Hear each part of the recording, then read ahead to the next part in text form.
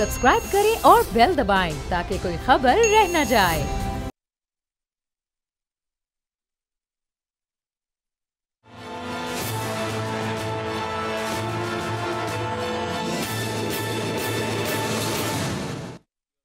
अस्सलाम वालेकुम, मैं हूं बाब जहांगीर। आप देख रहे हैं प्रोग्राम तज्जिया।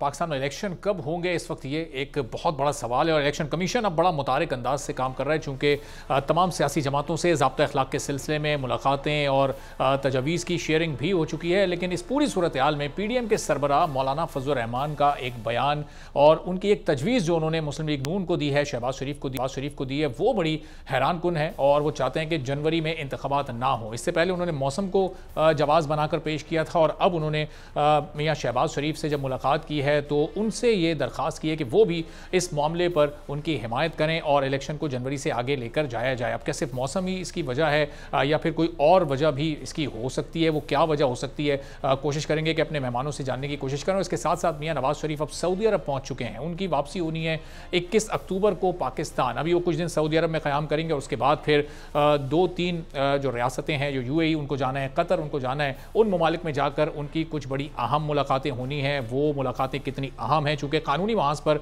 बड़े चैलेंजेस का सामना है मियां नवाज शरीफ को। और अब जब गुज़िश्ता रोज़ जो फैसला सामने आया प्रैक्टिस एंड प्रोसीजर एक्ट का, उसके बाद तो एक बिल्कुल वाज़ेह हो गया कि जो पुराने केसेस हैं उन पर अपील का हक ख़त्म हो चुका है। तो अब मियां नवाज शरीफ की जो नाअहली है वो किस तरह से ख़त्म होगी और बाकी सियासी जमातों के जो तहफ़्फ़ुज़ात हैं इस वक्त इलेक्शन कमीशन को लेकर, निगरान हुकूमत को लेकर, उस पर क्या सूरत हाल है। ख़ुद अनवारुल्लाह काकड़ साहब ये कह चुके हैं कि वो इलेक्शन का इल्तिवा नहीं चाहते। उनकी जानिब से ये कहा जा चुका है कि मियां नवाज शरीफ की वापसी से भी उनका कोई लेना देना नहीं है, जो कानून के मुताबिक अमल होगा वो उसको करेंगे। तो अब ये मामलात अगले चंद दिनों में किस तरफ जा रहे हैं? क्या इलेक्शन कमीशन वाकई जनवरी के आखिरी हफ्ते में इलेक्शन करवाने में कामयाब हो जाएगा, और होगा तो फिर वो कितने साफ शफाफ होंगे और किस किस जमात को लेवल प्लेइंग फील्ड उसमें मिल सकेगी? इस पर गुफ्तगू का कामरान साहबा पाकिस्तान पीपल्स पार्टी की सीनियर रहनुमा में ज्वाइन कर चुकी हैं। खुर्रम रोकड़ी साहब हमारे साथ मौजूद हैं, इस्तेहकाम में पाकिस्तान पार्टी के सीनियर रहनुमा। कुछ ही देर में अब्दुल्ला हमीद गुल साहब भी हमें ज्वाइन करेंगे, तहरीके जवानान पाकिस्तान पार्टी के सरबराह। तो सैर कामरान साहबा, आपसे गुफ्तगू का आगाज़ करते हैं। आज मौलाना फजल रहमान साहब ये तजवीज़ दे रहे हैं मुस्लिम लीग नून को कि आप भी हमारा साथ दें इलेक्शन के इल्तिवा में, जनवरी से इसको आगे लेकर जाया जाए। मौलाना साहब क्यों चाहते हैं इलेक्शन का इल्तिवा, और क्या मुस्लिम लीग नून को ये सूट करेगा नहीं करेगा? चूँकि मियाँ साहब को 21 को आना है और फिर बहुत सारे कानूनी चैलेंजेस और कानूनी महाज पर उनको एक जंग लड़नी है, तो किस तरफ इस वक्त आप मामलात को जाता देख रहे हैं? देखिए पाकिस्तान पीपल्स पार्टी का तो एक बिल्कुल वाज़ेह मौक़िफ़ है कि इलेक्शन बर वक्त हो, आईनी मुद्दत में हो। अब इलेक्शन कमीशन ने ये कहा है कि वो 30 तारीख को हल्का बंदियों को फाइनल करेगा, उसके बाद इलेक्शन का स्केड्यूल अनाउंस करेगा। पीपल्स पार्टी तो इस बात की मुंतजर है कि जल्द अज जल्द इलेक्शन का स्केड्यूल अनाउंस हो ताकि इंतखाबात हो। देखिए आज पाकिस्तान को जो चैलेंजेस दरपेश हैं, जहां आपके निगरान वजीर आजम साहब ये फरमा रहे हैं अनवारुल्लाह काकड़ साहब कि पाकिस्तान की न डिजिटल स्पेस महफूज है, न फिजिकल स्पेस महफूज है, न सरहदें महफूज है और हम एक न्यूक्लियर स्टेट है। मैं बयानी को समझने से कासिर हूँ। यानी ऐसे वक्त में मैं ये समझती हूँ बहुत जरूरी है कि पाकिस्तान में एक मुंतखब हुकूमत हो जो पाकिस्तान को आगे लेके जा सके, जो पाकिस्तान को चैलेंजेस है उनका सामना कर सके। अब मैं मौलाना साहब की बात समझने से कासिर हूँ। देखें बात यह, इससे पहले भी इंतखाबात होते रहे, इंतखाबात को सर्दी गर्मी नहीं लगती। इंतखाबात एक आईनी जरूरत है और इंतखाबात जो है वो जितना जल्दी और जितना बर वक्त हो जाए उतना बेहतर है। मुझे मालूम है कि मियां मोहम्मद नवाज शरीफ साहब को कुछ कानूनी चैलेंजेस दरपेश हैं और क्योंकि मैं कानूनदान नहीं हूँ, मैं उसके बारे में राय नहीं दे सकती, मगर मैं ये कहती हूँ कि जी आप अपने मुल्क में आए, अपने मसाइल को हल करें। अब इतना बड़ा अगर आपका घर जो है वो सऊदी अरब में है तो आप सऊदी अरबिया जाना चाहते हैं, आपकी समझी जो है वो कतर में तो आप कतर जाना चाहते हैं, आपका जो है वो दामाद जो है वो UAE में तो आप UAE जाना चाहते हैं। देखिए बात ये है कि आप एक चीज को इतना पेचीदा बनाने की क्या जरूरत है? आप तशरीफ लाए पाकिस्तान में और इलेक्शन मोड में आए। PMLN कभी जलसे करती है, कभी वलीमे करती है, कभी लोगों को कुर्सियों मेजों पे बिठाती है, खाने पे बुलाती है और कभी कैंसिल कर देती है। देखिए इस चीज पे मुझे तो बहुत तशवीश है। या तो ऐसा तासुर दिया जा रहा है कि हर चीज प्लेट में रख के सच के तैयार है, या फिर जो है वो फरार की रास्ता अख्तियार किया जा रहा है। पीपल्स पार्टी सिर्फ ये चाहती है कि हर इलेक्शन जो हो वो बर वक्त हो और जो है उसके अंदर जो है अवाम का जो वोट है वो डिसाइड करे कि किसने जो है हुकूमत बनानी है, और जो हुकूमत बने वो अपनी आईनी और पार्लिमानी जिम्मेदारियां जो है वो पूरी करे। सैर साहब, ये जो आर्गूमेंट है कि हर चीज़ प्लेट में रखकर नून लीग को पेश की जा रही है, मियाँ साहब को तो मियाँ नवाज शरीफ साहब को नून लीग चौथी बार वज़ीर आज़म के तौर पर प्रेजेंट कर रही है, लेकिन हकीकत अभी तक की तो ये है कानूनी तौर पर कि वो इलेक्शन लड़ने के लिए नाअहल हैं। जब तक उनकी नाअहली ख़त्म नहीं होती तो उस वक्त तक तो वो कैंडिडेट ही नहीं हो सकते। देखिए, मैं तो इस तासुर की बात कर रही हूँ, उस तासुर की जो बयानिया नून लीग खुद बना रही है, जो नून लीग से वाबस्ता तज्जिया निगार जो है या तज्जिया कार जो है वो बना रहे हैं। तो बात ये कि मैं तो ये देखती हूँ ऐसा तासुर नहीं होना चाहिए।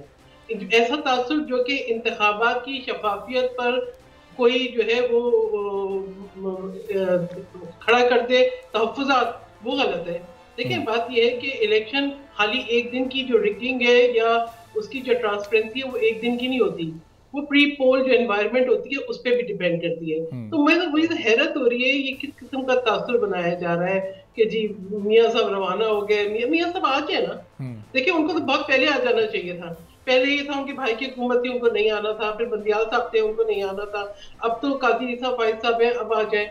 अब उन्होंने पूरा एक जो है मतलब एक में देखी कि कल से वो चल रहा है, यानी अवाम मुश्किलात में है, ठीक है, अवाम जो है वो शदीद तरीन माशी मुश्किलात में है, और वहां पर हम देख रहे हैं एक अजीब किस्म की जो है हम तासुर देना चाह रहे हैं जिसमें डिस्प्ले है display of wealth, display of elite facilities. तो ये देखें तजाद सामने आ रहा है। फिर मैं ये समझती हूँ कि इस वक्त तो वैसे भी एक चैलेंजेस हम अपने उनको देखें जो हमारे जज्बात हैं, फलस्तीन के अंदर जो सूरत हाल है इस वक्त जो है वो मसाइल बहुत अहम और चैलेंजेस बहुत मुश्किल है। उस ऐसे वक्त में पाकिस्तान को अपनी राह जो है वो सामने रखनी है, और इलेक्शन कमीशन को इलेक्शन का अनाउंस करना है, वो अपनी जिम्मेदारी पूरी करे, इलेक्शन अनाउंस करे, तमाम जो पार्टीज जो है वो अपने जो है वोटर्स के पास जाए, वोट लेकर आए, मैंडेट के मुताबिक जो है अपनी हुकूमत बनाए और कोशिश करें कि पाकिस्तान में सियासी और माशी इस्तेकाम आए। देखिए, ये जो एक मिथ थी ना कि जी वो निगरान हुकूमत आएगी तो लोग जो है इधर जो है वो बिलियन मिलियन अरबों की इन्वेस्टमेंट कर देंगे, नहीं करते। किसी भी इनस्टेबल कंडीशन के अंदर किसी निगरान के साथ कोई भी इन्वेस्टमेंट नहीं आती।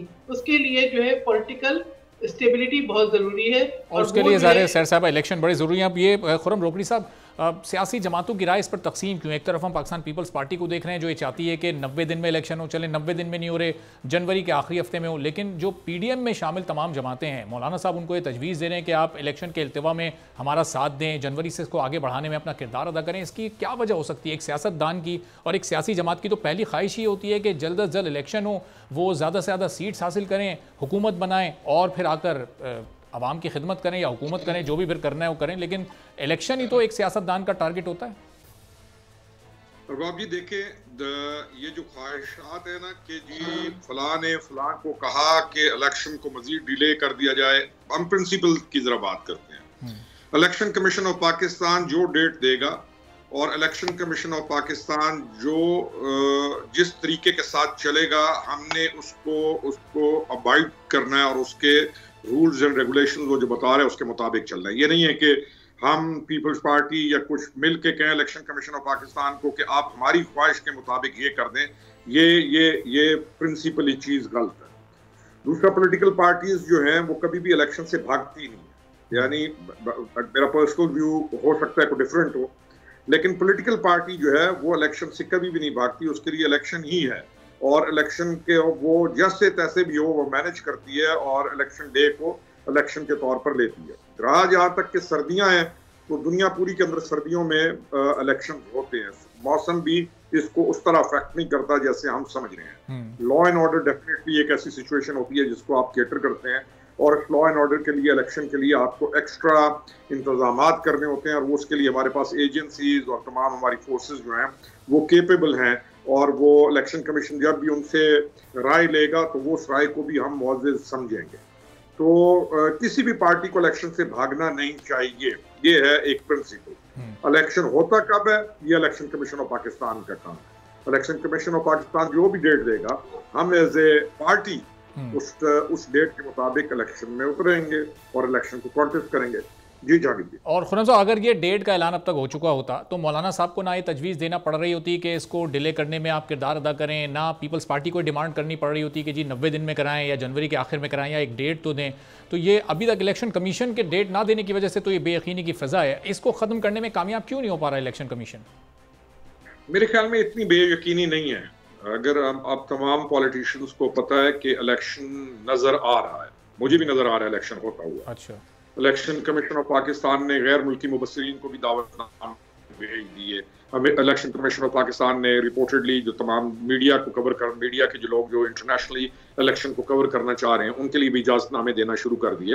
तो ये साइंस हैं और हर चीज स्टेप वाइज ही होती है। उन्होंने पहले अपना एक इंडिया दे दिया, अभी उसकी डेट भी वो दे देंगे। तो जिन मरलों से इलेक्शन कमीशन ऑफ पाकिस्तान गुजर रहा है तो ये नेचुरल नजर आ रहे हैं और इलेक्शन अरबाब जी होता हुआ नजर आ रहा है। अच्छा। मुझे this is what I feel कि चीज ये नजर आता है कि हो जाएगा इलेक्शन। सही। तो अब्दुल्ला हमीद गुल साहब, ये इलेक्शन होता हुआ तो इस वक्त सियासतदानों को नज़र आ रहा है, लेकिन वो इलेक्शन कैसा होगा, उस पर कितना यकीन किया जाएगा और फिर उसके नताइज को क्या वाकई तस्लीम किया जाएगा कि लेवल प्लेइंग फील्ड इस वक्त सारी सियासी जमातों के लिए आपको नज़र आ रही है? अब्दुल्ला साहब। बिस्मिल्लाहिर्रहमानिर्रहीम, बहुत शुक्रिया अहबाब साहब। देखिए, बात यह है कि इलेक्शन कमीशन के लिए लेवल प्लेइंग फील्ड ये तो उनकी जिम्मेदारियों में से है और अगर वो ये नहीं प्रोवाइड करेंगे और ख़ास तौर पे जो अभी हमने सुप्रीम कोर्ट का एक ट्रेंड देखा, एक उनका एटीट्यूड देखा, तो वो बड़ा पॉजिटिव नज़र आ रहा है और उनकी कोशिश पूरी यही है कि इंसाफ ऐसा किया जाए जो सबको नज़र आए और बड़ा वाज़े बरमला दो टोक अंदाज में वो करते हैं। अब ये सारी चीज़ के अंदर एक बड़ी चीज़ जो अहम है वो ये है कि अब इलेक्शन कमीशन जो भी काम करता है उसके नतीजे के अंदर जो है वो आप सियासी पार्टियों का रिएक्शन तब देखेंगे जब नवाज शरीफ साहब जो है वो पाकिस्तान तशरीफ़ लाएंगे।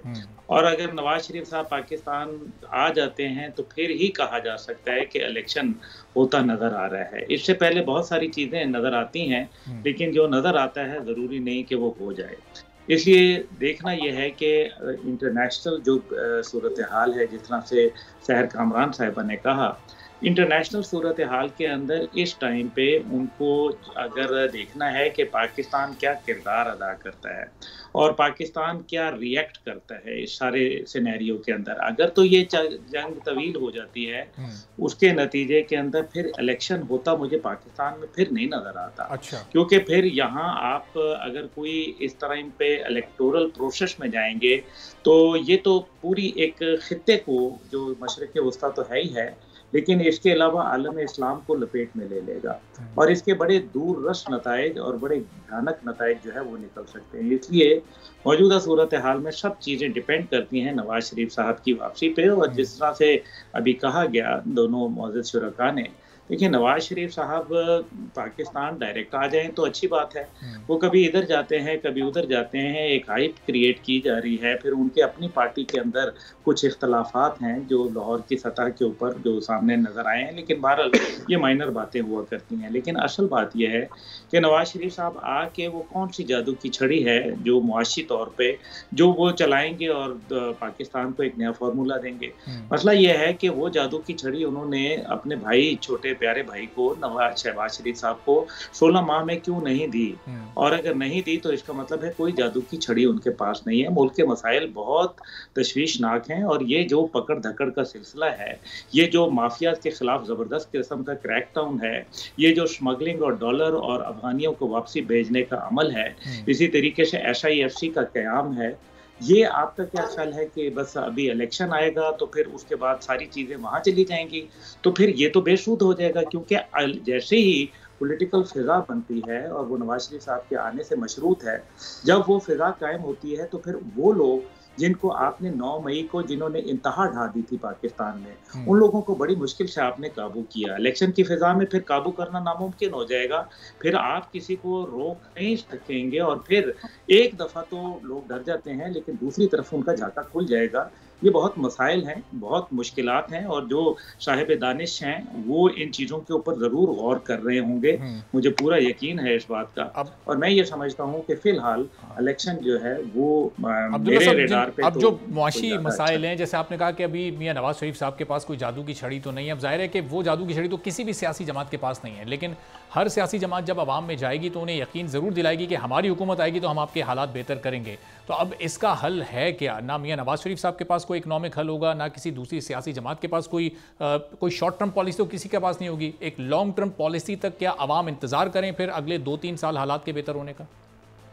अरबाज साहब, हमें अपने मुल्क या सियासत में किसी एक को सिलेक्ट करना पड़ेगा। मसला ये है कि ये सिस्टम फेलियर हो गया है, और इसका जो बाकायदा इवन बिलावल साहब ने अपनी आखिरी तकरीर में क्या बोला कि हम नाकाम हो गए। अगर इन तमाम जमातों का, जो कि एक बड़ी मेरे ख्याल में तजुर्बेकार जमातें थीं, बड़े पढ़े लिखे लोग मौजूद थे उसमें, बड़े ईमानदार भी मौजूद थे, तो उन्होंने क्या कर लिया? नाकाम हो गए। 57.4% पाकिस्तानी रुपया डिवैल्यू हो गया। जो पाकिस्तान के कर्जों की हालत थी, जो पाकिस्तान की सिक्योरिटी की हालत थी, जो दहशतगर्दी की सूरत हाल थी, वो आप सबके सामने है, कोई ढका छुपा नहीं है। इसका मतलब यह है कि अगर ये सारी सिलसिला ऐसे ही चलता रहा तो फिर ये जो सिस्टम में रह के ये जो अभी एक इत्तेहादी पीडीएम आई, तो फिर क्या नतीजा निकला? फेलियर। और ये एक्सेप्ट हुआ है। ये फेलियर मेरी तरफ से नहीं है, बल्कि उनकी लीडरशिप की तरफ से एक्सेप्टेड है। और इसका इल्ज़ाम उन्होंने बाकायदा डॉन अखबार की लीड लगी हुई है कि उसका इल्ज़ाम उन्होंने अपने वालिद जरदारी और अपने जो इत्तेहादी नवाज शरीफ साहब के ऊपर डाला। अब ये सारी बातें सोचते हैं, और अवाम को अगर आप पूछें तो क्या अवाम काफ़ी अरसे से सिस्टम की तब्दीली की बात नहीं कर रही? क्या ये रियलिटी नहीं है? क्या हम पाकिस्तान को देखें या सियासत के इन खिलवाड़ को देखें? अगर सियासत करनी है, देखिए मैं भी एक सियासतदान हूँ, लेकिन मैं ये समझता हूँ कि हमें एक इसके ऊपर गौर से और सोच समझ के एक बयानिया बनाना पड़ेगा। सियासतदानों को इकट्ठा होकर मुल्क को इकट्ठा लेके चलना पड़ेगा। जो मुश्किलात हैं, जो चैलेंजेस हैं, वो बहुत ज़्यादा बड़े हैं और उनके लिए हमारी तैयारी नहीं है। अभी जो आपको मुआशी चैलेंजेस तो हैं ही हैं, जो दहशतगर्दी के चैलेंजेस हैं, उनके ऊपर आपकी क्या राय है? और ये बढ़ती भी नज़र आ रही है। इलेक्शन के दौर में आप दो सूबों को, जहां मौलाना फजल रहमान की एक अच्छी ताकत है और सिंध में भी उनकी है, बलूचिस्तान और केपी में, तो मुझे ये बताएं कि क्या इलेक्शन कमीशन उनकी हर बात को रिजेक्ट कर देगा, उनकी सुनी अनसुनी कर देगा? ऐसा नहीं हुआ करता, ये भी जमहूरी अंदाज हुआ करते हैं। ठीक है। अब सैर साहबा, ये जिस तरह बिलावल साहब की नाकामी के एतराफ़ वाले बयान की बात कर रहे हैं अब्दुल्ला साहब, अब वो ज़रा उसके कॉन्टेक्स्ट की भी आप वजाहत कीजिएगा। वो ज़ाहिर उन्होंने इकनॉमिक फ्रंट पर दिया होगा, चूँकि पीडीएम की हुकूमत में आवाम की जो हालत थी वो बहुत ख़राब हुई, महंगाई बहुत ज़्यादा बढ़ी। तो अब वाकई जरदारी साहब और मियां नवाज शरीफ साहब ये सिस्टम की ख़राबी के ज़िम्मेदार हैं? अगर यही लोग ज़िम्मेदार हैं तो फिर आगे आकर ये कि अपनी गलतियों का एतराफ़ करेंगे और बेहतरी के लिए कुछ करेंगे, साथ मिलकर बैठने को तैयार हैं एक बार फिर? देखिए, मेरे ख्याल है कि बयान को आउट ऑफ कॉन्टेक्स्ट जो है कहा जा रहा है, और अगर आप ये देखना चाहते हैं कि मुल्क के साथ क्या हुआ, तो मुल्क के साथ वही हुआ जो कि आज बार बार हम भी तस्वुर लेकर आते हैं कि सियासतदान को फेल कर दें और एक हाइब्रिड रिजीम दे रहे हैं। एक हाइब्रिड रिजीम थी जिसको एक तजुर्बा था, एक बुरा तजुर्बा जो बार बार पाकिस्तान के साथ हुआ। कभी एमकेएम की सूरत में हुआ, जो पहले बनी, फिर उसके ऊपर, फिर उसके बाद अब वो एक रिफाइंड शक्ल में सामने आ रही है। वरना हमने कराची की हर सड़क पे भत्ता, हर जो हमने 12 मई का वाकया देखा, हमने बल्दिया टाउन का वाकया देखा, और पता नहीं क्या क्या कितनी कत्तो गारतगिरी देखी। इसी तरीके से जो है अब ये जिस किस्म की बात की जा रही है कि आप किस सिस्टम की बात कर रहे हैं? जो तवील मार्शल लॉ रहे हैं, इनमें क्या सिस्टम था? इनमें क्या प्रेसिडेंशियल टाइप सिस्टम नहीं था? कभी गवर्नर राज की बात होती। ये जो मुल्क को नुकसान पहुंचा है, ये इसी वजह से पहुंचा है कि ऐसे लोगों को बना के बुत को लाके बिठा दिया गया जिनके अंदर अहलियत नहीं थी, और उन्होंने पाकिस्तान को भी नाकाम किया। ये अब इसमें कोई शक व शुबे की बात नहीं है कि 2021 के जो बयानात थे पीटीआई के, उसमें शब्बर जैदी का बयान था, उसमें उस वक्त गवर्नर पंजाब का बयान था, उसके अंदर अब्दुल रज़ाक दाऊद का बयान था कि पाकिस्तान दिवालिया हो चुका। ये जो लेजिस्लेशन लोगों को जोर जबरदस्ती देके करवाई गई, जिसमें स्टेट बैंक को हवाले कर दिया गया IMF के, उसके नताइज भुगते हैं हमने। ठीक है। फिर इसी तरीके से जो पूरा एक जो है नो कॉन्फिडेंस के बाद एक इंस्टेबिलिटी क्रिएट की गई। आप 9 मई का वाकया आप देख लें, उससे पहले के वाकयात आप देख लें, इस्लामाबाद की ग्रीन बेल्ट जली उसको देख लें, आप ये जो MBS का सऊदी अरेबिया के वली अहद का विजिट कैंसिल हुआ नवंबर 2022 का, उसको देख लें। ये सब किस वजह से हुआ कि एक ऐसा आपने एंटिटी क्रिएट कर दी जो आपसे संभाले नहीं संभली। और अब भी एक बात कर रहे हैं कि मतलब क्या इंतखाबात का नाम नवाज शरीफ है कि नवाज शरीफ आएंगे तो इंतखाबात नजर आएंगे? क्यों? क्या इलेक्शन कमीशन ने कोई मोहर लगाई है कि नवाज शरीफ आएंगे तो इंतखाबात की डेट तब अनाउंस होगी? मैं यही बात कर रही हूँ कि ऐसे तासुर और ऐसी सोच पाकिस्तान को नुकसान पहुंचा रही है। और ये कहते हैं जी आप इस निजाम को चला लें। मुझे आप ये बताएं कि कौन सा मुल्क है जो कि निगरान हुकूमत और इनस्टेबल निजाम और इस तरह की हाइब्रिड रिजीम के साथ जो है वो आकर इन्वेस्टमेंट करेगा? कभी कि पाकिस्तान को कितने नुकसानात हुए। और जहां तक ठीक है, अब जाहिर है सर साहब इससे तासुर उभर रहा है कि ये शख्सियात के गिर्द पाकिस्तान की इस वक्त सियासत घूम रही है। ब्रेक के बाद खुर्रम रोकड़ी साहब के सामने और अब्दुल्ला गुल सामने सवाल रखता हूँ कि ये शख्सियात के गिर्द या चंद खानदानों के गिर्द ये सियासत कब तक घूमती रहेगी? ये सियासी जमातों में कोई एहतसाब का निज़ाम या कोई जमहूरी कल्चर ऐसा क्यों नज़र नहीं आ रहा? मेरिट हमें क्यों नज़र नहीं आ रहा? एक ब्रेक के बाद इस पर मज़ीद गुफ्तगू करते हैं।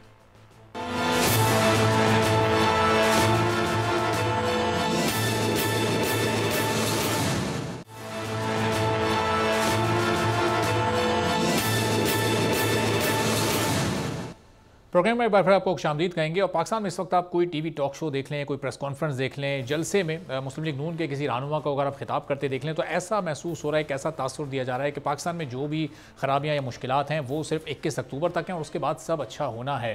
तो खुर्रम रोकड़ी साहब, ये क्या पाकिस्तान की सियासत एक शख्सियत के गिर्द घूमे, चाहे वो किसी भी जमात का सरबरा हो? ये जो पॉलिसी होनी चाहिए वो सियासी जमात की होनी चाहिए। मुस्लिम लीग नून ये जो बयानियाँ बना रही है कि मियां नवाज शरीफ आएंगे और तमाम मसाइल का हल कर देंगे, तो उनका बयानिया क्या ये नहीं होना चाहिए जमात आएगी तो मसला हल कर देगी, या एक शख्सियत से मुताल्लिक की बस बात करनी है हमें? देखिए अरबाब जी, बात जो खत्म हुई थी ना वो ये थी कि क्या शख्सियात के इर्द गिर्द पार्टीज घूमती हैं। अनफॉर्चुनेटली यही हालत है हमारी कि हमारी पार्टीज की अहमियत नहीं है, सियासी जमातों की अहमियत नहीं है। शख्सियात हैं जिनके ताबे हैं वो सियासी जमातें, और उनके वजूद के बगैर ये एक तासुर है कि अगर ये वजूद ना हुआ तो सियासी जमात नहीं रहेगी। अब ये तासुर पैदा कौन करता है? This is question number 1। दूसरी चीज, इलेक्शन या इलेक्शन कमीशन शख्सियात का पाबंद नहीं होता कि फलां आएगा तो इलेक्शन होगा, फलां जाएगा तो इलेक्शन नहीं होगा। किसी के आने जाने से कोई फर्क नहीं पड़ता। शख्सियात पाबंद है और शख्सियात को पाबंद होना पड़ता है इलेक्शन का और इलेक्शन कमीशन का और उस तारीख का जिस पे इलेक्शन होना है। तीसरा पॉइंट यह है कि कुछ लोग होते हैं जो एक बयानिया क्रिएट करते हैं, तासुर बनाते हैं, और वो चाहे उनका कलम तासुर बनाए, चाहे उनकी जबान तासुर बनाए, चाहे कहीं पे वो यूट्यूबर्स हैं, चाहे जो भी हैं, वो एक तासुर पैदा करते हैं कि जी फलां शख्सियत जो है वो है निजात दहिंदा, और ये वो शख्सियत आएगी तो मुल्क पाकिस्तान जो है ये बच पाएगा, अदरवाइज बचेगा नहीं। कुछ ने तो यहाँ तक कहा कि ये शख्सियात होंगी तो मुल्क रहेगा, नहीं तो नहीं रहेगा। यानी ये तासुर क्रिएट किया जाता है, बनाया जाता है, और इसका हकीकत से कितना ताल्लुक है ये एक अलग चैप्टर है। चौथा पॉइंट ये है कि मियां साहब का वापस आना ना आना ये उनकी पार्टी का इशू है, ना हमारा, ना आपका, ना किसी और पार्टी का। ये किसी और पार्टी का इशू भी नहीं है, ये पाकिस्तान का इशू भी नहीं है। अब अदालत से उन्होंने कैसे रिलीफ लेना है, अदालत से कैसे उन्होंने रुजू करना है, कैसे वापस आना है। साहब, ये पाकिस्तान की अदलिया का तो इशू होना चाहिए, चूंकि वो अदालत से ही इजाजत लेकर वो गए थे और जमानत देकर गए थे कि 8 हफ्तों में वापसी होगी, लेकिन वो 8 हफ्ते 4 साल मैं अरबाब जी मैं उसी तरफ आ रहा हूँ कि अब एक पर्सनैलिटी किसी मुआहदे को जब पूरा ना करे तो अदालती कागजों के अंदर उसको एब्सकॉन्डर कहते हैं। आप कोई भी शख्स है वो एब्सकॉन्डर हो गया। अब एब्सकॉन्डर के कितने हकूक हैं ये भी कानून के अंदर वाजे है, और एब्सकॉन्डर को कैसे रिलीफ मिलेगा ये भी क्लियर है। यानी चीजों को अगर हम असूल के साथ उनके मकाम पर रखते हुए तोलें और अंधी तकलीफ से बचते हुए अगर हम चलें तो फिर हमें कानून का एहतराम और ये सारी चीजें बड़ी क्लैरिटी में आ जाती हैं। लेकिन इतनी गड़बड़ रही है पहले कि कानून का एहतराम तो दूर की चीज है, हम कानून को मानना भी हमारे लिए एक बहुत अजब काम है। क्योंकि right from the top till down जो हम देखते हैं कि कानून तोड़ा जाता है, और जो डिसिप्लिन है वो हमने जो है ना हमारे उसमें मेन स्लोगन में तो शामिल है, लेकिन वर्ड डिसिप्लिन हमारी पर्सनल लाइफ में या एक दूसरे के साथ जो हमारा मिलना जुलना है, उस तमाम के अंदर उस डिसिप्लिन का कोई ताल्लुक नहीं। बिल्कुल।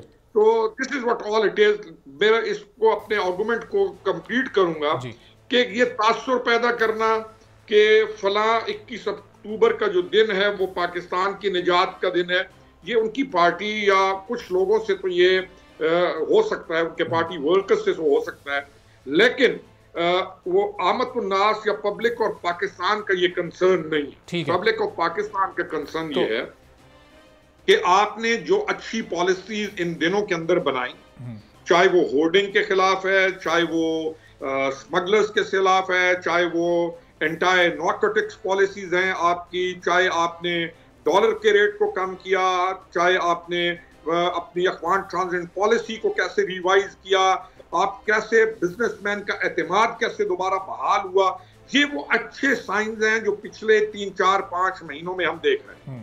एज ए पॉलिटिकल पर्सन और मेरा एज ए पाकिस्तानी, मेरी ये ख्वाहिश है कि इलेक्शन के बाद इन पॉलिसीज का तसलसल रहे। बिल्कुल।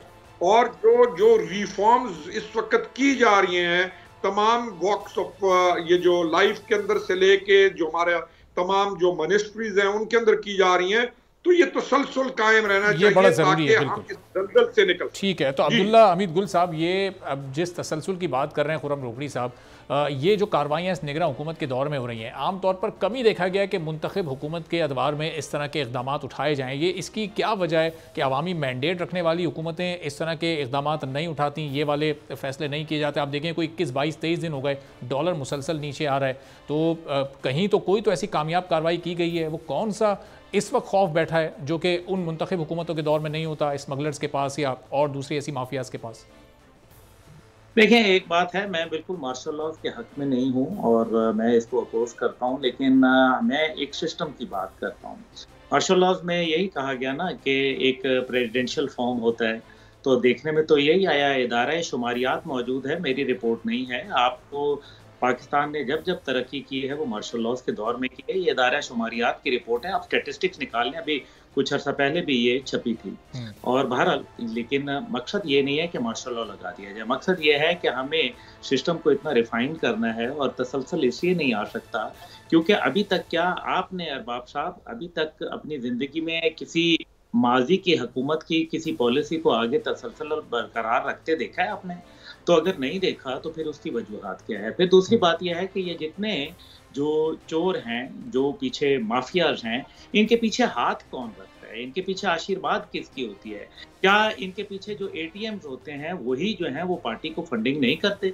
वही जो बड़े बड़े जलूस और जलसों का जो इनकाद है वो नहीं करते? तो ये भी रियलिटीज हैं। क्या हमने नहीं देखा कि इलेक्शन के दिनों में 300 गाड़ियां जो हैं वो काले रंग की टोयोटा करोला और जो डबल केबन पिकअप्स थी वो लोगों को दी गई? अभी हालिया जो है वो मोटरसाइकिलों की बातें हो रही हैं, लोगों के घरों में घी के टीन पहुंचाना, राशन पहुंचाना, फी शनाख्ती कार्ड इतने हजार रुपए में खरीदना, ये वो तमाम बातें हैं जो कौम को मेरे ख्याल में अभी ढकी छुपी नहीं रह गई कि अगर आप कहें कि ढकी छुपी है। दूसरी बात पे बिल्कुल रोकड़ी साहब से बात पे इत्तेफाक रखता हूँ कि कुछ लोग हैं जो ये चाहते हैं कि वो मशरूत कर दें पाकिस्तान को नवाज शरीफ साहब के या किसी एक लीडर के साथ, और माजी में भी किया गया और अब भी हो रहा है। लेकिन ये जरूर हमें याद रखना चाहिए कि जो पॉलिटिक्स होती है वो सियासत जो होती है वो मुल्क बना भी देती है, तामीर भी करती है। अब्दुल्ला साहब, ये तो हर सियासी जमात का यही एजेंडा और ये कोशिश होती है कि उनके जो सियासी लीडर हैं, जो उनके कायद हैं, जो उनके चेयरमैन हैं, बस उसी से मशरूत कर दिया जाए मुल्क की खुशहाली को। तो अब सैर साहिबा, ये आने वाले इलेक्शन कितने साफ, कितने शफाफ, कितने मुनसिफाना आपको नज़र आ रहे हैं, चूँकि आपकी पार्टी अभी तक वो अपने लेवल प्लेइंग फील्ड के मुतालबे पर कायम है? देखिए, इलेक्शन बिल्कुल साफ और शफाफ होना पाकिस्तान के लिए बहुत ज़रूरी है। और अभी जिन इक़दाम की बात कर रहे हैं, देखिए मैं समझती हूँ कि आज एक कमिटमेंट शो की, ठीक है, मिलिट्री चीफ ने, तो आपको नज़र आ गया कि बॉर्डर के ऊपर सख्ती शुरू हो गई। देखिए, बॉर्डर के ऊपर पहरेदारी ना मैं कर रही हूँ ना आप कर रहे हैं, ठीक है। अब मैं शफर तैयरी साहब ने एक स्टेटमेंट दी, उन्होंने कहा जी मैं रोकना चाहता था, मैं टैक्स लगाना चाहता था, तो मेरे आगे ये मुश्किलात आ गई।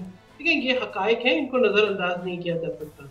मसला ये है कि एक नेशन को अपनी कमिटमेंट जो है वो दिखानी होती है, और ये कहना है कि जी डॉलर्स आ रहे थे, जंग हमने ले ली, लोग गिरफ्तार हो रहे थे तो मईशत बेहतर हो गई, नहीं, स्टैटिस्टिक्स बेहतर होगी, नहीं। पाकिस्तान ने उसका नुकसान उठाया।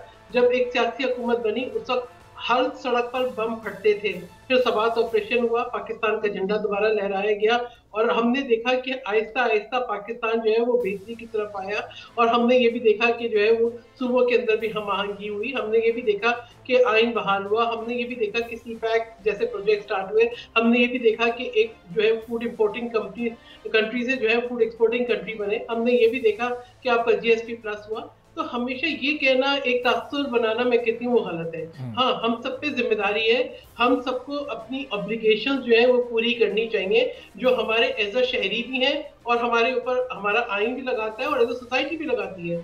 ये जरूर मैं समझती हूँ कि हमें ये करना चाहिए और इस पर कोई जो है कॉम्प्रोमाइज ना हो। बाकी पॉलिसीज का तसल्सल देखें, अब ये कि किस पहले वापडा पे क्यों नहीं हो रहा था एक्शन, वापडा के पहले कौन चेयरमैन थे, या पहले क्यों जो है वो इस तरह का रिलीफ दिया जा रहा था, पहले कैसे स्मगलिंग हो रही थी। और डॉलर, आज मैं कहती हूँ बिल्कुल डॉलर की कीमत कम हो रही है, मैं उस दिन की मुंतज़िर हूँ मेरा बिजली का बिल भी कम हो जाए।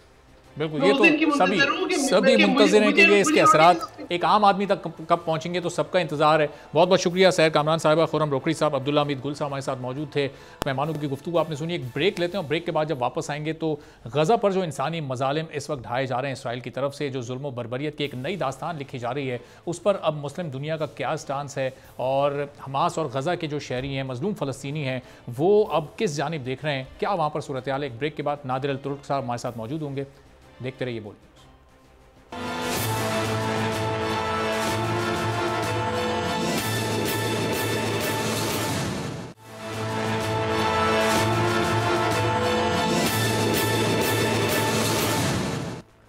प्रोग्राम में एक बार फिर आपको खुशामदीद कहेंगे। और गज़ा में इसराइली बर्बरियत को शुरू हुए अब 6 रोज़ गुजर चुके हैं, सैकड़ों की तादाद में लोग अपनी जानों से जा चुके हैं।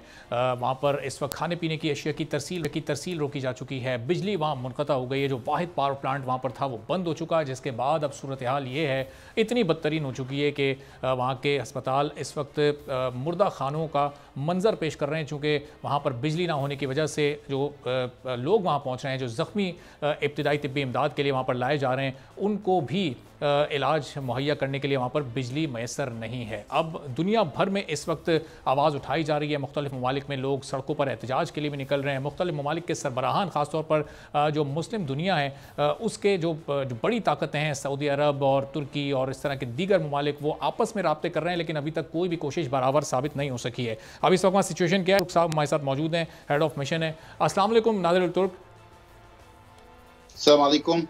Sir, it's been almost 6 days gone now. What's the situation right now in Gaza?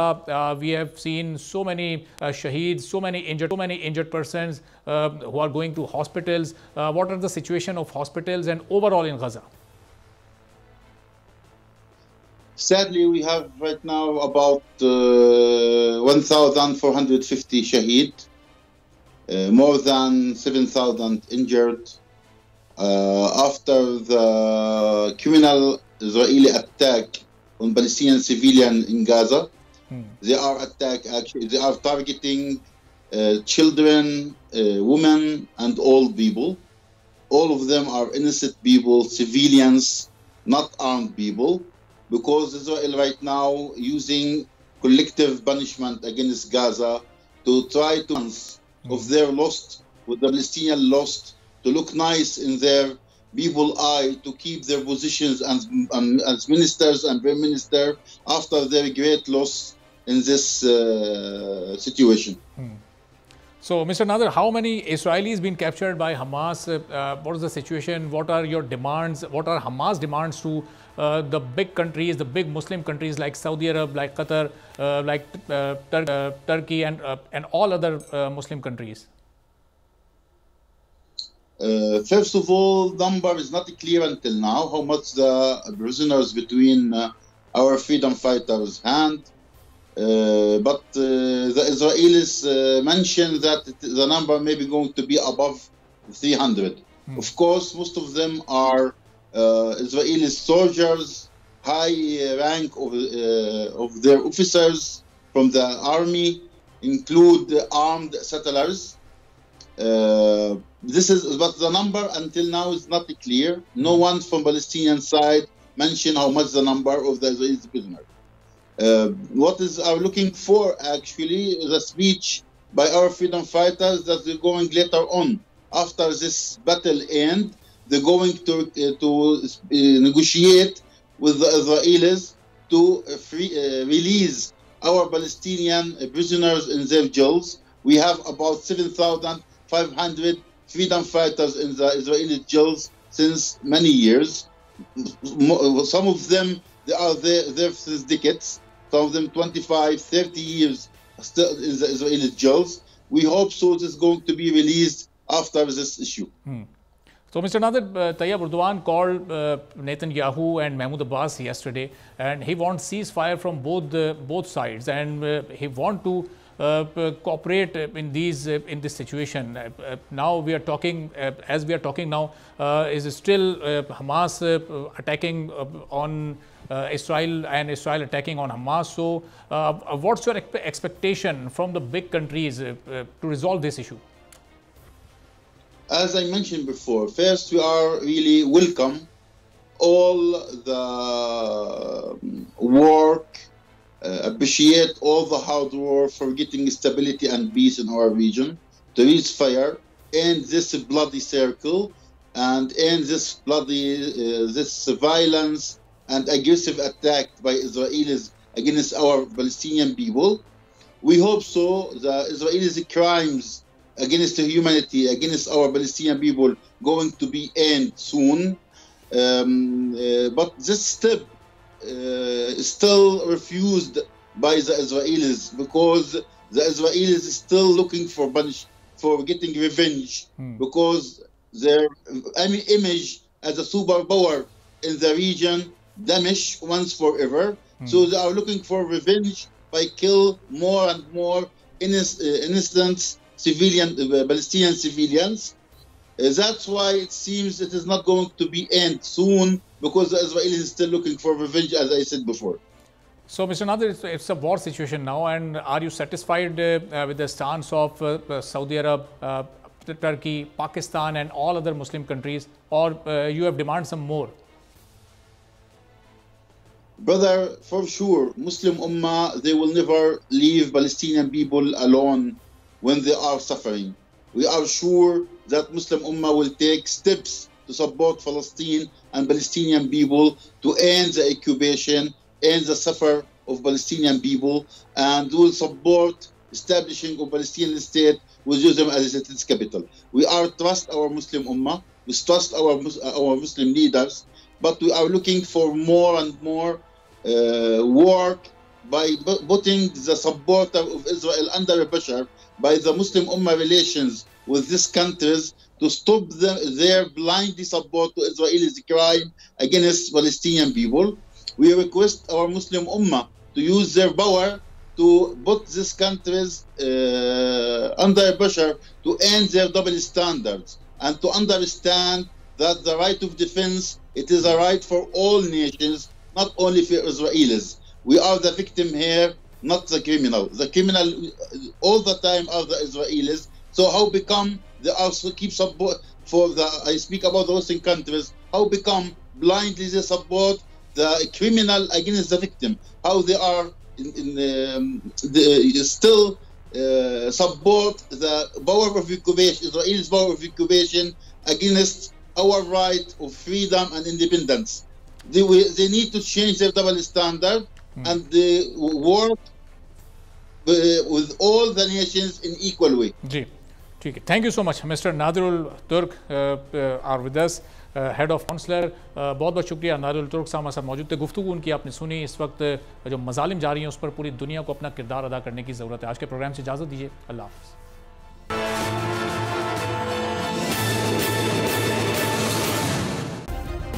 Subscribe करें और बेल दबाएं ताकि कोई खबर रह न जाए.